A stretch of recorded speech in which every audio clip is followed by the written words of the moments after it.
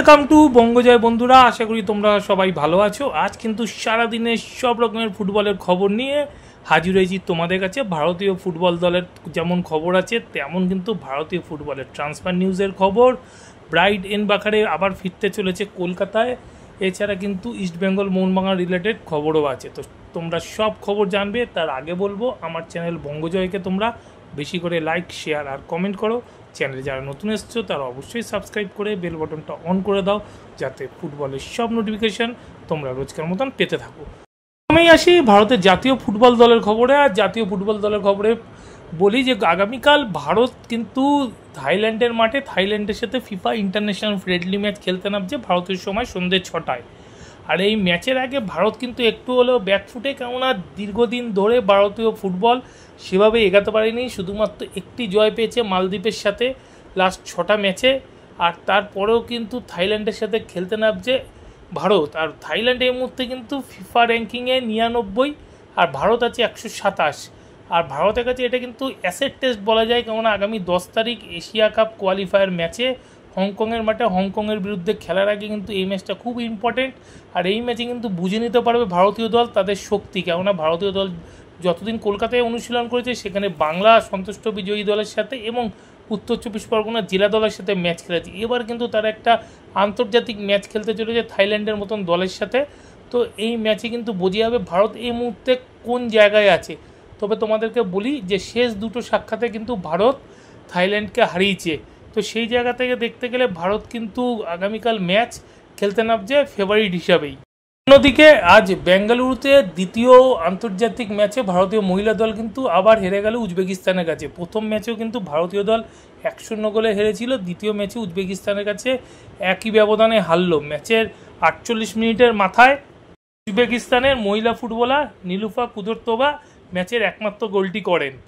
অন্যদিকে কিন্তু শোনা যাচ্ছে ডায়মন্ড হারবার এফসি তারা নাকি কলকাতা লিগে রিজার্ভ দল খেলাবে। হ্যাঁ, এরকমই কিন্তু খবর বেরিয়ে আসছে। এবং কিবু ভিকুনা কিন্তু কলকাতা লিগে কোচিং করাবেন না, তার জায়গায় কোচিং করাবেন আই লিগ সেকেন্ড ডিভিশনের দলে থাকা ছানমারি এফসির কোচ দীপাঙ্কুর শর্মা। এই ছানমারি এফসি কিন্তু দীপাঙ্কুর শর্মার কোচিংয়েই। তো এই ছানমারি এফসি কিন্তু আই লিগ 2তে এই দীপাঙ্কুর শর্মার কোচিংয়েই আই লিগ 2 রানার্স হয়ে আই লিগে উত্তীর্ণ হয়েছে। অন্যদিকে শোনা যাচ্ছে মোহামেডান স্পোর্টিংয়ে কিন্তু নতুন ইনভেস্টার আসতে চলেছে এবং নতুন ইনভেস্টার হতে পারে একসময় ইস্টবেঙ্গলে ইনভেস্ট করা শ্রী সিমেন্ট নাকি মুখ্যমন্ত্রী মমতা ব্যানার্জি আহ্বান জানিয়েছে মোহামেডানে ইনভেস্টার হওয়ার জন্য। তো শ্রী সিমেন্ট আসতে চলেছে মোহামেডান স্পোর্টিংয়ে, এরকম কিন্তু একটা খবর আছে। তবে শ্রী সিমেন্ট কিন্তু এক্ষেত্রে জানিয়েছে যে তারা যদি মোহামেডান স্পোর্টিংকে ইনভেস্ট করে সেক্ষেত্রে কিন্তু 87% শেয়ার তাদের লাগবে, এরকম কিন্তু একটা খবর বেরিয়ে আসছে।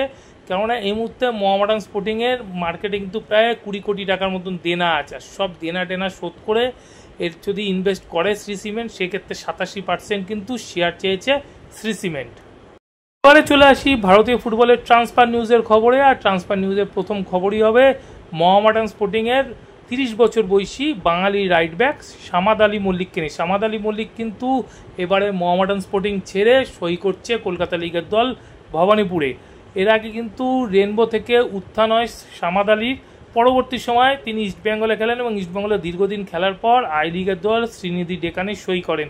সেখান থেকে পাঞ্জাব এফসি হয়ে 2022 সালে মোহামেডান স্পোর্টিংয়ে জয়েন করেন সামাদ আলী মল্লিক। সেখানে কিন্তু 3টে মরশুম কাটান এবং তার মধ্যে কিন্তু একটি মরশুমে তিনি ক্যাপ্টেন্সিও করেন এবং আই লিগও জেতেন। তো এরকম একজন ফুটবলার কিন্তু এবার মোহামেডান ছেড়ে সই করছে ভবানীপুরে।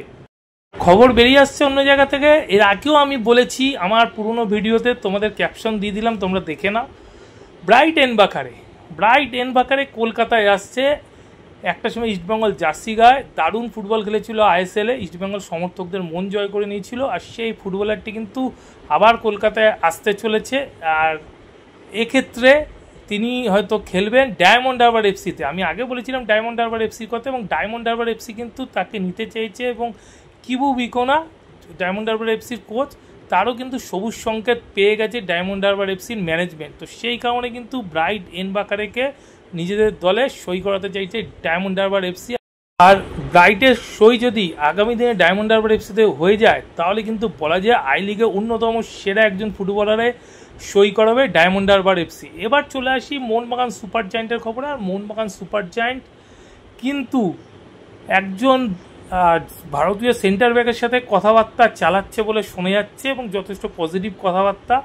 ফুটবলারটি ইন্টারকাশির বিজয় ভার্গেস, 25 বছর বয়সী সেন্টার ব্যাক, এর আগে কিন্তু কেরালা ব্লাস্টার্সে ছিল, এবং শোনা যাচ্ছে মোহনবাগান সুপার জায়েন্ট এই ফুটবলারটির সাথে কথাবার্তা চালাচ্ছে।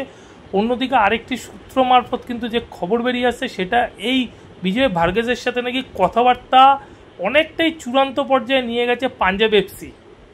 এইটা কিন্তু এই মুহূর্তে খবর বেরিয়ে আসছে। তো এখন দেখার বিষয় হলো আগামী দিনে পাঞ্জাব এফসি না মোহনবাগান সুপার জায়েন্ট কে সই করায় বিজয় ভার্গেসকে। হার্মিপাম রুইবা এই ফুটবলারটির সাথে মাঝে মাঝে কলকাতার দলগুলোর নাম জড়িয়ে যায়। তো এই মুহূর্তে কিন্তু জড়িয়েছে মোহনবাগান সুপার জায়েন্টে, মাঝখানে ইস্টবেঙ্গলের নামও জড়িয়েছিল, এই মুহূর্তে জড়িয়েছে মোহনবাগান সুপার জায়েন্টের। এবং শুনে যাচ্ছে মোহনবাগান সুপার জায়েন্ট যে মেহতাব সিংয়ের জন্য ঝাঁপিয়েছে, যদি মেহতাব সিংকে না পাওয়া যায় সেক্ষেত্রে কিন্তু তারা তার সাবস্টিটিউট হিসেবে একজন ভারতীয় ডিফেন্ডারকে খুঁজছে। আর সেই জায়গায় কিন্তু হার্মিপামের দিকে এবার কিন্তু নজর দিচ্ছে মোহনবাগান সুপার জায়েন্ট, এবং যা শোনা যাচ্ছে হার্মিপামকে কিন্তু প্রস্তাবও পাঠানো হবে যে আগামী দিনে মোহনবাগান সুপার জায়েন্টে সই করার জন্যে। তো দেখা যাক যে আগামী দিনে মোহনবাগান সুপার জায়েন্ট কী করে, তারা কোন নতুন ভারতীয় ডিফেন্ডারকে তাদের নিজেদের দলে সই করায়, হার্মিপাম রুইবা নাকি অন্য কেউ। আর উড়িষ্যা এফসি কিন্তু এবারে মার্কেটে অ্যাভেলেবেল করে দিতে চলেছে তাদের মিডফিল্ডার পুইতিয়া দেখেছে তোমরা, উড়িষ্যা এফসি জার্সি গায়ে যথেষ্ট ভালো ফুটবল খেলেছে, এবং তার সাথে কিন্তু 31শে মে 2026 সাল পর্যন্ত উড়িষ্যা এফসির কন্ট্রাক্ট আছে। তো এখন শোনা যাচ্ছে উড়িষ্যা এফসি নাকি তাকে ছেড়ে দেবে ভালো ট্রান্সফার ফি পেলে। তো এখন দেখা যাক পুইতিয়াকে আগামী দিনে আইএসএলের কোন দল উড়িষ্যা এফসি থেকে ট্রান্সফার ফি দিয়ে নিজেদের দলে সই করায়। আরও এক ডিফেন্ডার নরেন্দ্র গেহলাট, মাঝখানে ইস্টবেঙ্গলের সাথে এই ফুটবলারটির নাম শোনা গেছিল, তবে এই মুহূর্তে কিন্তু ইস্টবেঙ্গল তার ব্যাপারে সেরকম কোনো আগ্রহ দেখাচ্ছে না।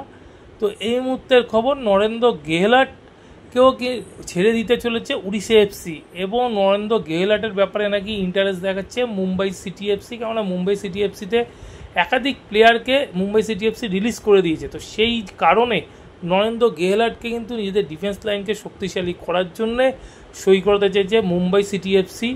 আর নরেন্দ্র গেহলাট কিন্তু সেন্টার ব্যাক ছাড়াও রাইট এবং লেফট দুটো পজিশনেই খেলতে পারে।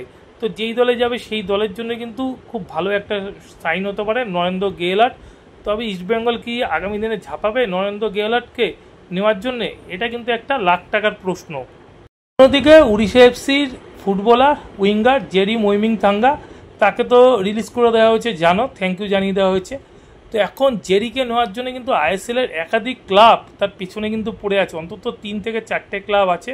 তো ইস্টবেঙ্গলও নাকি জেরির ব্যাপারে ইন্টারেস্ট দেখাচ্ছে, এইটা তোমাদের বলতে পারি যেখান থেকে খবর পাই সেই জায়গা থেকে কিন্তু এই খবরটা এসেছে, জেরির ব্যাপারে কিন্তু ইস্টবেঙ্গল ইন্টারেস্ট দেখাচ্ছে। তো এখন জেরিকে নেওয়ার জন্য কিন্তু ইস্টবেঙ্গলও লড়াইতে আছে, এবং লড়াইতে আছে মানে বেশ ভালোভাবেই আছে। আর ইস্টবেঙ্গলে যদি জেরি আগামী দিনে আসে তাহলে কিন্তু ইস্টবেঙ্গলের ডান দিকটা যথেষ্ট শক্তিশালী হয়ে যাবে। তো দেখা যাক আগামী দিনে জেরিকে ইস্টবেঙ্গল সই করাতে পারে কিনা।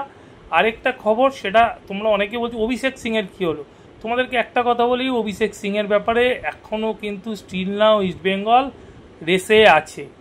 এখনও পর্যন্ত অভিষেক সিংকে নিয়ে কোনো কিছুই ফাইনাল হয়নি। আর ইন্ডিয়া টিমে হয়ে অভিষেক সিং খেলার জন্য এই মুহূর্তে থাইল্যান্ডে আছে। তো সেই জন্য কিন্তু কথাবার্তা খুব বেশি দূর এগায়নি, যা কথাবার্তা এগাচ্ছে সেটা কিন্তু পাঞ্জাব এফসির সাথেই হচ্ছে ইস্টবেঙ্গলের। তবে তোমাদেরকে বলতে পারি ইস্টবেঙ্গল কিন্তু এখনও রেসে আছে, রেস থেকে কিন্তু বেরায়নি। বন্ধুরা, এখনকার মতন খবর এই পর্যন্ত। নতুন খবর নিয়ে হাজির হবো তোমাদের কাছে পরের ভিডিওতে। যাওয়ার আগে শুধু একটাই কথা বলবো, আগের ভিডিও যারা মিস করে গেছো তার জন্য ডেসক্রিপশন বক্সে আগের ভিডিওর লিঙ্ক দেওয়া থাকবে, তোমরা লিঙ্ক ক্লিক করে আগের ভিডিও দেখে নিতে পারো।